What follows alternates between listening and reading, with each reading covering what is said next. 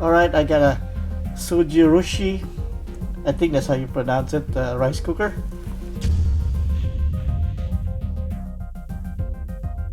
And I'll show you how to change the tone on this thing. So plug this in,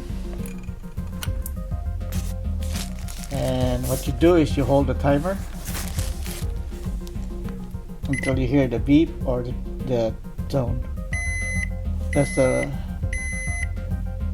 the one of the tone, the toot toot toot, and another one, a single tone, and the next one. There you go, there's the melody. So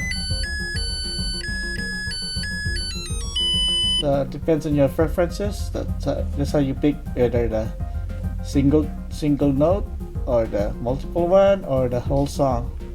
Right, that's it. That's how you change the tone when the rice is done on the Zojirushi Rice Cooker. This model, by the way, is NL-BAC05.